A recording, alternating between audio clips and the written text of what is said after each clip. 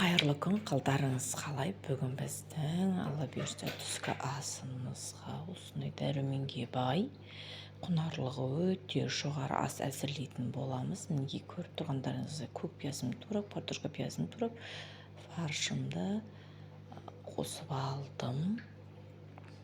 Мінекей түрінің өзі тәбет ашарлықтай болып тұр. Бізді көріп отырсаңыздар, тіркеліп кетіңіздер. Сіздердің тіркеулеріңіз бізге өте маңызды. Ал келесі кезекте жаңа жақсылап илеп қойған қамырымды ию қанды мінекей жұмсарып әдемі болып тұр. Осыны қазір әдемілеп жаятын боламыз. Мінекей ию қанған қамырды жақсылап жайып алдым. Жаңағы әдемілеп тураған көкөністерімді қамырымның үстіне бір келкі етіп жайып алдым. Мінекей балаларым мына жерде уже садиктен келіп қалды. Мінекей пиалада майымды құйып алғанмын. Листтің астына майлап аламын, кішкене асты жабысып қалмас үшін азғана қылып. Мінекей жаңағы үлкен қамырымның бір шеті оралғаны, жағы оралмағаны, осында осылай бір келкі етіп орап аламын.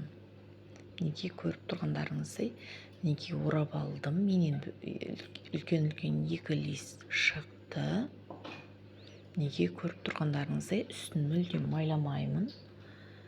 Өзінің таза буға піскен түрі әдемі болады. Мінекей суым қайнады. Арадан 45 минут өткізіп жібереміз. Вуаля деп.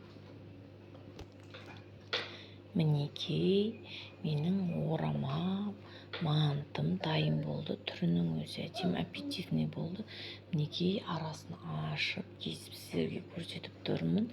Сочный әдемі болып тұр. Сулы, әдемі, жұмсақ, өте жұмсақ қамыры.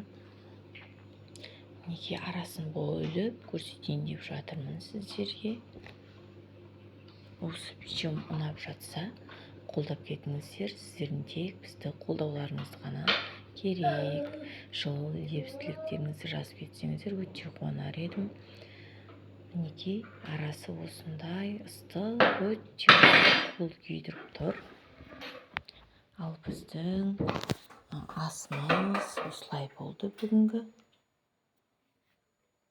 Ал бізге ас болсын, сау сәлеметте болыңыздар.